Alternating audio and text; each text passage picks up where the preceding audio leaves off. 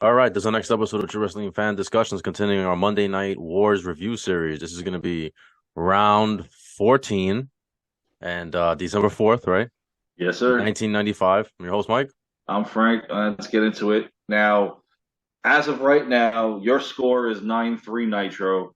My score is 8-4 Nitro. And the actual ratings system that rated all the Raws and Nitros has it at 5-5 and 2. So they're a lot closer than what Mm. we are. They're playing. They're Switzerland, man. We're just telling it like it is, and Nitro's just whooping some ass at this point. So if you want to look at it after tonight, the ratings is going to be according to them 6-5 and 2 towards Monday Night Raw, as they Monday Night Raw drew a 2.6, Nitro drew a 2.4. So let's see what ours is going to be once we're all said and done. Um, Nitro was in Phoenix, Arizona live. Raw's over there in Richmond, Virginia for a couple of weeks. Same old cast. You got Eric Mongo and Bobby Heenan. This was the one where Bobby had that weasel in a bag thing on the Yeah, on the. It was kept, funny. I loved it. yeah, It's like, it's kind of cute that they did that because they dress up the dog every yeah. week. So why not have a weasel in a bag? Uh, and then of course you got Vince and Lawler doing the commentating on Raw. So let's kick it off. On Monday Nitro, they started with the opening match. Now on Nitro, they had two title matches, which is going to play a big part in our rating system tonight, as opposed to Monday Night Raw, who had one title match and not even a decent main event. Uh, WCW tag titles are on the line. Does Lightning strike twice? Harlem Heat defending the tag titles against the American Males. American males, American We males. all know what happened the last time they defended them on Nitro. Harlem Heat walked away with the short end of the purse money. This case really different. Now, once again, during this match, they're doing the Well, usual Rob how Parker about and before the match, they announced the probation for these guys for Hulk Hogan, the oh yeah, I was Giant. going to mention that later Yeah, on. that's how they opened the show Yeah, with that. Flair, Giant, Hogan are all on double secret probation Hmm. here from the The board board of of directors, directors, yeah. who are actually in attendance tonight for this. That whole probation shtick just, oh my God, just stop doing it. I mean, you're not going to fire them. You're not going to Yeah, we know suspend them that. unless there's, storyline wise, they need a vacation. It just doesn't make any sense. I think it's funny, No, it is especially funny. when you're talking about Hogan putting his hands on refs, Mr. American made, say your prayers, eat your vitamins, do everything right. That guy is the most heelest baby face we know. So he's going to step on his own grandmother to get that world Hmm. title. So it don't matter. But yeah, I'll get into more of that later because it's still not going to. Even though they're on it, they don't care. No. So this match itself, it wasn't bad. Again, like I said, Rob Parker and this Sherry storyline with his love. Oh, darling, my heart gives her a gift. Turns out to be a huge rock on her ring. They walk off into the sunset. Booker T and Stevie Ray are wondering where their manager's going. Not only that, it's going to play a key part in Kurosawa's match later on because Parker doesn't even come out with him. So these two are just completely love crazy. Um, and it also AC Green was in attendance during this. Of course, the Phoenix So, Suns. We're also going to see Charles Barkley tonight, which was really awesome. AC Green was getting into it with Harlem Heat. Thank God we didn't see a match here because two basketball players is enough yeah. to bring into WCW. We don't need any more. Well, they were Phoenix Suns members and they were in Arizona. That's why those two guys were there. Yeah, but by this point, the Phoenix Suns were still relevant as opposed to lately. But the match ended in typical Harlem Heat fashion. Booker T with the Harlem Hangover on Bagwell, and he gets the pin. This time, Harlem Heat not playing Damn it. around. They keep. Former champ, former champions couldn't. You were looking for the couldn't two-time Yeah, American male tag team champions. Not yeah. happening tonight, brother. Buck Bagwell's going to have to find another tag team partner. Harlem Heat successfully defends the tag team titles against the American males. So sorry.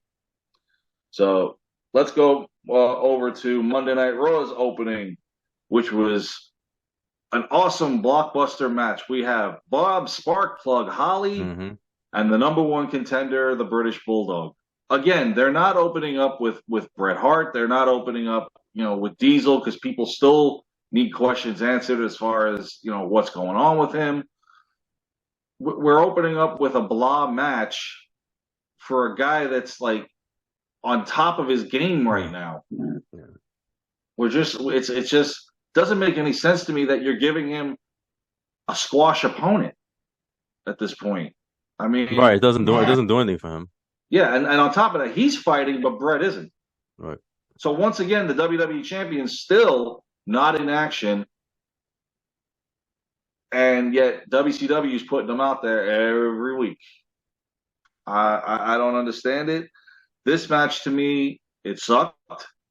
I even though Bob Holly held his own in the match and the fans were into it, and I'm not going to take anything away from Bob Holly. He's a good mid-card wrestler, but in this match, just looking at it, where they're going to go.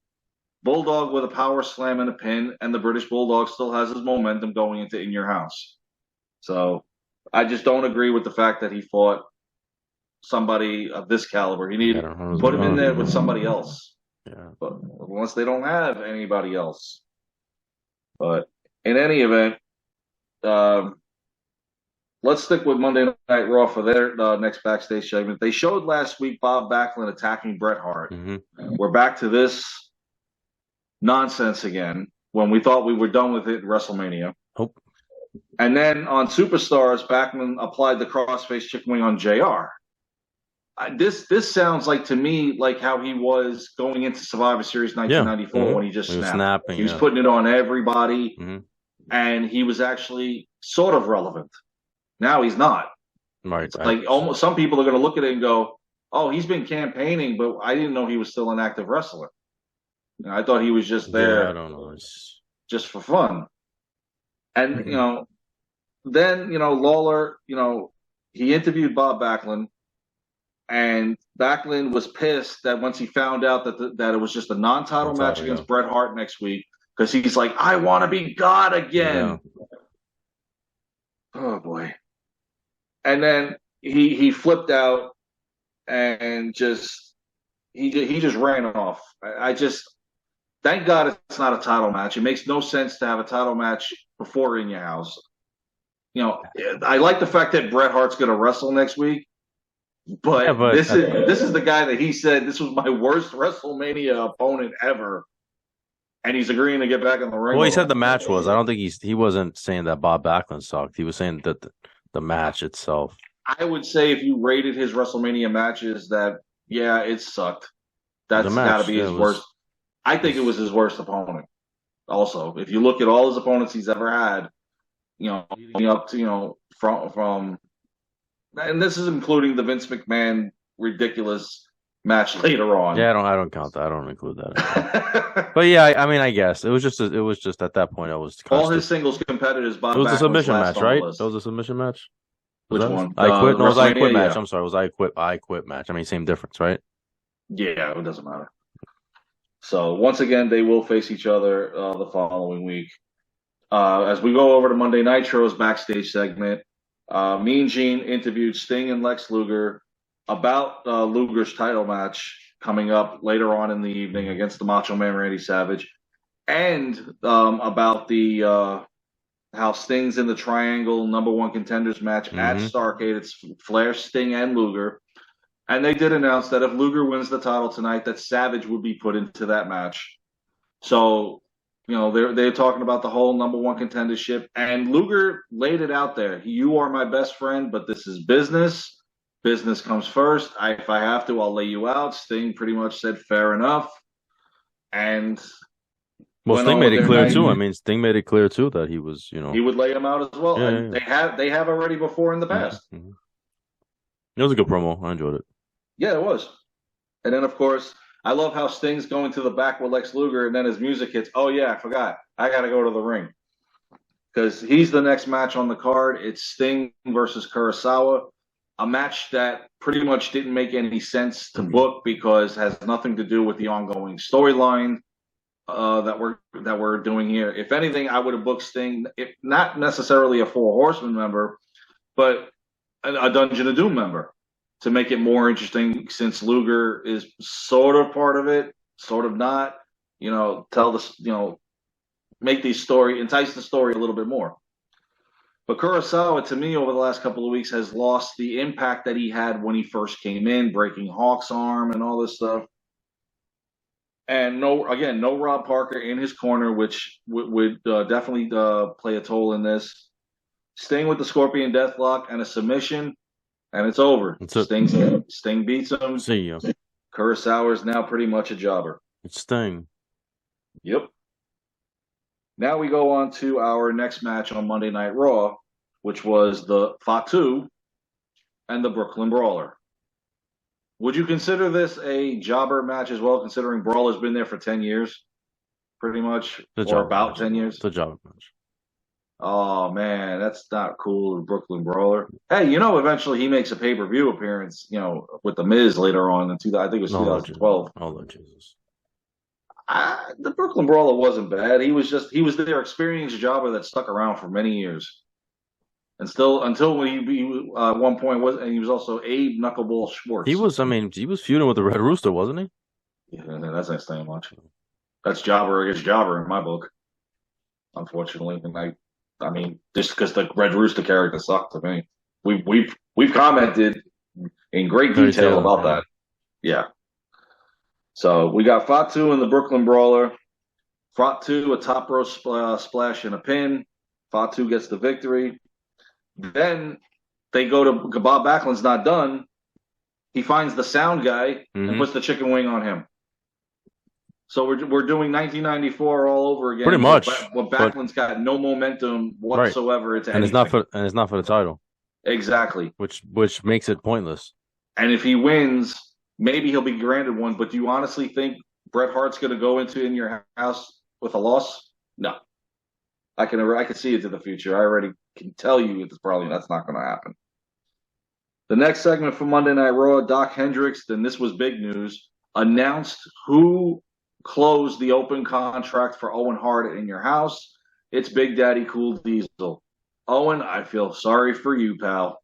You took out his friend. He's going to take you out.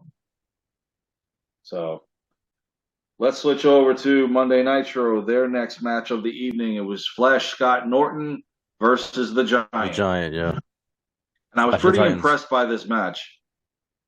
The feat of strength from Scott Norton, everything he handled the Giant like he was Rey Mysterio almost. And it was kind of scary. Right. And again, another guy that was a big guy. His mic skills weren't there, but I think he was definitely a top main event player in WCW that they never pushed.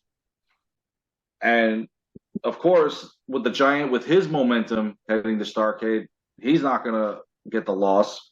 Choke slam and a pin. And this is after Norton came off the top rope that Giant caught him and choke slammed him. So the Giant gets the victory in that match. The next segment that they did, Mean Gene Okerlund interviewed Ric Flair, who was accompanied by Charles Barkley.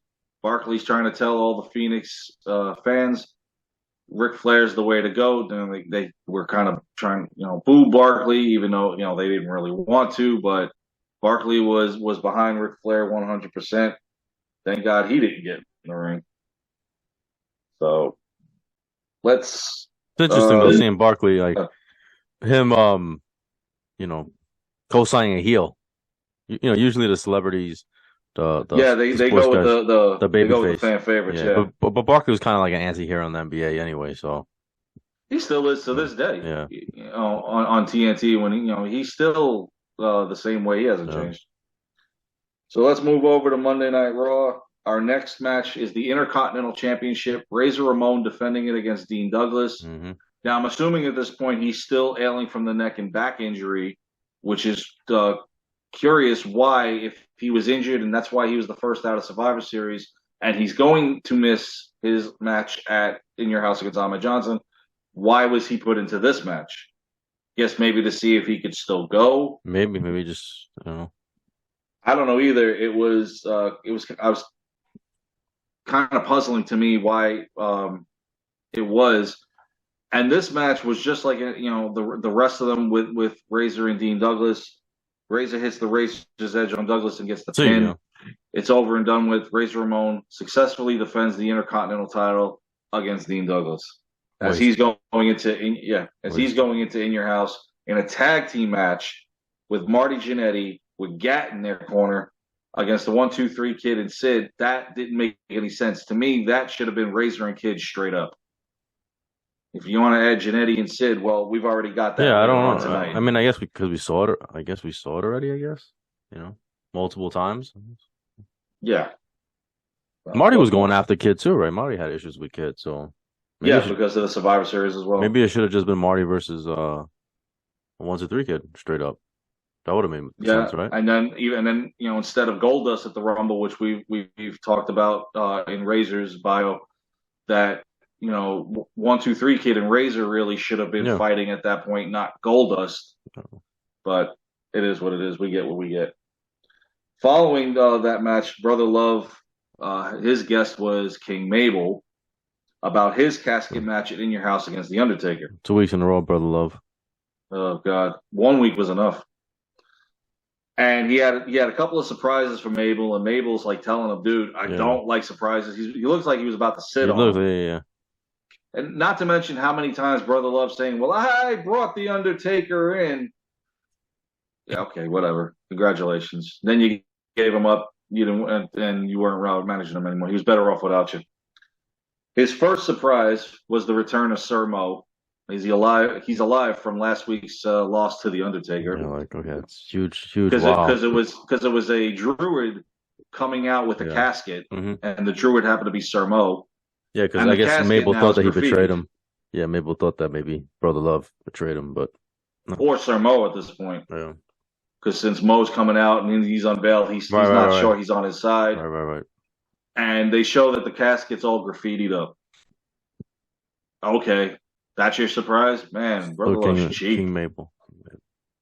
And he's still kind of relevant at this point. Yeah, I know. They hadn't quite given up on that King Mabel person. I think once the Undertaker had the feud with him, I think Undertaker went to Vince and said, "We're done with him." I think that was it. Because everybody had to pass through Taker for the after he broke Taker's orbital bone, that was it.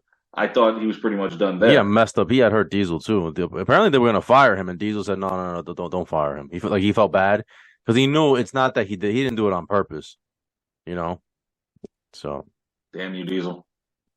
Well, they eventually fire him anyway, and they bring him back. So. Yeah, I guess Nash isn't that bad of a guy. So. Why he kept around King Mabel? It's not like he kept around Hulk Hogan or Randy. No, but I'm saying he had the power. he had the power. He had the power. Yeah, because the click was in Vince's head. So with it, pretty much whatever they wanted, they got. That's why guys were pissed off and they left, unfortunately. So let's switch back over to where the big boys play. On to our main event for the WCW Championship, the Macho Man Randy Savage against Lex Luger. Now, this is where they also again mentioned about Hogan, Giant, and Flair being on probation according to Bischoff and the board of directors. Bischoff, oh my God. Bischoff was kind of annoying me on this one because he kept on saying how we're not going to go anywhere. We go over the time. We're going to go over the time. I'm like, all right, okay. Yeah, it was overkill. It was overkill. And the first thing that popped in my head was, wow, that didn't work for you, Halloween Havoc '98. But well, this is TNT. You pretty much have the say on TNT at this point on that network. So, but yeah, it was what was it, about 5, 6, 7 times he kept saying it. Don't go anywhere. We're not like the other ones. Right. We'll stay here all night if we have to. This is where the action is. Every week he's overselling it, and I get it. He's trying to make this product work so that Ted Turner won't cancel it. This is not working. Let's take it off the air. He's really trying to get the fans behind it, and he really doesn't have to work too hard because the ratings are there. Yeah, the people are tuning in. So he's doing his job, I guess. It was funny. I forgot to mention this during the Barkley segment. Mongo had a line. He says, "Oh, you pick some lame friends, that was a lame choice, you joining up with the Four Horsemen," which is ironic to Barkley because Barkley sided with Flair. Flair made a comment, "Oh, I might bring him in, Jokingly, obviously, but it's just ironic because then Mongo becomes a four horseman later on. So I thought that was funny. Hello. Well, how many times have you said give Mongo a pass because he doesn't know what he's saying or what he's doing? But once he gets in the ring, yeah, all bets are off. Sorry. But he's another one that oversells. Yeah, but We like I got said, Giants here. I don't know what they got going on the other I place. excuse him though. He doesn't have any experience. I give him a pass. No, but he's doing his job. He's trying. He's trying to put over the product because even when Bischoff said something about hey, the wrestlers, they fight through injuries, just like the NFL guys, and Mongo said no, the NFL guys, you could take a knee, you can get healthy. The wrestlers just kept going. So he's trying to put over the WCW, and so he's trying. Yeah, according to Bischoff, they fight through injuries here. Yeah, because they don't do that over there. Okay. Well, Anyway, these guys also don't get paid. They don't perform. yeah, yeah. These wrestlers got insurance. Yeah. Well, here we go. Jimmy Hart, during the match, took the turnbuckle pad off during the match. Savage, he put Luger's head into it, and he bounced off and collided with the referee naturally. Here we go. This match kind of dragged. I don't know how you felt. It was a good match, but it felt like it was just shy under 14 minutes. But it felt like it was longer than that for some reason. I don't know why. It did, considering that most of the Nitro matches last 5 to 8 That's probably minutes what it was. That's because of the segment. This one was longer than usual. Savage hit the elbow drop. That was a great elbow drop too. A great elbow drop. He got some height on that one, man. Mm-hmm. Well, it's Lex Luger. I got to really show it here. Yeah. Of course, Savage went after Jimmy Hart at this point.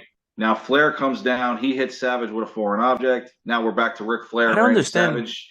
I didn't understand why Flair came out there though. Like, what? Like, you're already maybe because actually no. I was going to say maybe because they're in the match at Starrcade. No, they're not in the match together at Starrcade. So what is? Yeah, I don't. The Dungeon and the Horsemen haven't really aligned yet. Right. Yeah, I don't know. Later on, nonsense is coming. I guess. Yeah, it didn't make any sense because now we got another Flair feud rekindled that we really didn't need because we had it enough in '92 and we had it enough in '94. '94, yeah. Or '94 into '95. Flair was leaving. Now all of a sudden, Luger won. They had him winning by disqualification. Well, because Hogan saved his ass. Yeah. Right? They were going to count. He was going to get counted, wasn't he? Wasn't Macho Man going to get pinned? And then he kicked the referee. Because Hogan came in, he attacked Flair, and then Hogan kicks the referee to break the count. So, yeah, and that's when they were emphasizing you're on probation. You hit another, because Mean Gene will say it after this. You hit another referee. But this is the one time that Hogan actually did Macho Man a favor. He saved the belt because he was going to lose. Yeah, Luger would have been the champion. Yeah. Hogan always has an agenda. If he saved, that's true. That's true. That's why. Yeah, I just thought about that. You're right. There's got to be a reason. Yeah. He's not gonna do it out of his heart. Yeah. Nope. It's always he's got a plan. Yeah. So, Hogan went to attack Luger, but Sting came down, and Hogan accidentally struck Sting. Yeah, because when he moved Luger out of the way. So now Hogan and Sting are up in each other's face, and Savage is trying to break them up. Again, Savage, why are you getting involved in this? But Sting should just knocked him out, man.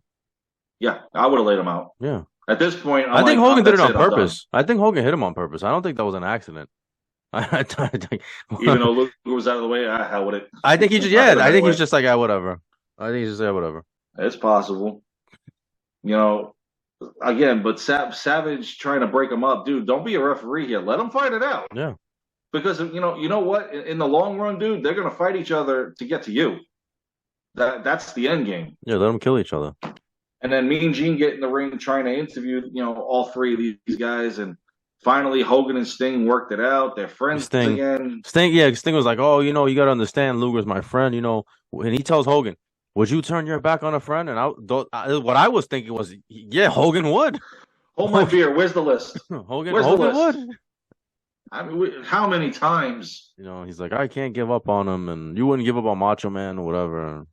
Yeah, he would. And they're like, yeah, we're gonna be friends now, and yeah, we're friends. What did Hogan tell him? What did Hogan tell him? Like, just he told him to keep Luger out of his business, and Sting was like, yes, I'll try to keep him out of your business, and it's none of Sting's business to keep Luger out of yours. You got a problem with Luger? Take it up with But the Luger. thing was, Hogan is the one that came out there.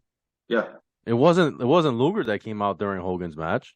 No, Hogan came So out. Hogan got involved in his business. Now, granted, it Exactly. was to save Macho Man, or whatever. Maybe he just didn't want. He probably just didn't want Luger to get the belt. That's what it was. It's not because Macho Man's his friend and he wanted to save the title. No, because then the Dungeon gets the belt, and he feels he's lost, and Yeah. Anyway, whatever. the segment was okay. That was fun. It was entertaining. Yeah. Now on to Monday Night Raw's main event. We've got Marty Jannetty and Sid. Oh yeah.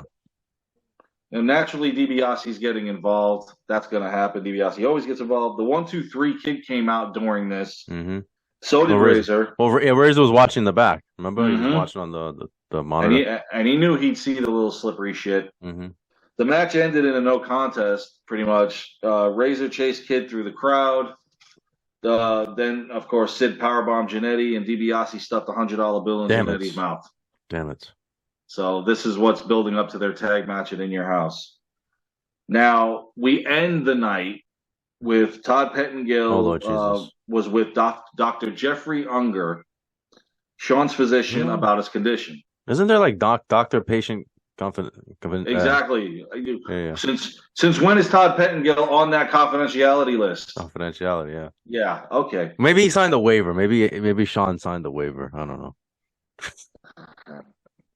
Unger's saying any more blows to his head could be life-threatening, blah, blah, blah. He's not making the progress he's needed. Yeah. He doesn't want him to wrestle again. And that's where, we leave it with another sob story. He didn't find his smile. He just... And then they had that music video, all the dramatic. This isn't Tell Me a Lie. Tell Me a Lie is coming. This is just another music video of the other guys. You see Brett. Sean is in the video too. It's Brett. I think Undertaker might be in the video too. They're superstars. Vince is doing the voice. They're superstars. We think that they can't be heard. And I'm like, okay, all right. Meanwhile, Sean's been sitting at home eating some potato chips, going, he got a vacation stuff. Brett is out there working every week. Well, not really. I guess not really. But he's still wrestling though, and the pay-per-views and stuff like that. Yeah, Sean's just at home. Brother love. And Sean is just hanging out at home. Getting ready for WrestleMania. Until right around the Royal Rumble when he'll come back, and then In Your House he'll face Owen, and then we know the rest is history. Can't wait for Tell Me a Lie, man. I'm looking forward to that. I haven't seen that video in years. So I still want to fast forward it, but I can't. I'm gonna have to listen to it. All right. So what do we think about tonight? Because I already where I'm leaning. I think you're going with Nitro. Yep, Nitro. I don't think I need to even explain why Nitro was better. You don't. I'm with you because you compare the main events. There's no comparison. They're adding the next chapter to this whole saga with Savage, Sting, Luger, and Hogan. Yeah, it's good stuff. Over here, we're just worrying about a 100-pound kid that could be squashed like a grape by all of them. Somehow he's the godfather of the $1 Million Corporation at this point. I mean, I don't know what the deal is here. And then the nonsense of the storyline with Sean is all right. Oh, the Bob Backlund thing just totally makes me roll my eyes and go, what are we doing here? If 1995 is said to be the worst year on record, then they really are making the attempt to close it out really shitty. So hands down, by a landslide, Nitro wins this night. Yep. But according to the ratings guy, Monday Night Raw had won this night. Like I said, 2.6 to 2.4, but we're giving it to Nitro. One more for the good guys. All right, well, and we keep saying it. Don't worry, Nitro Raw's going to go on one hell of a winning streak sooner or later. But for right now, storytelling and good matches are just eating them alive. All right, well, that's our show. Please like, comment, share, subscribe. We'll see you guys soon.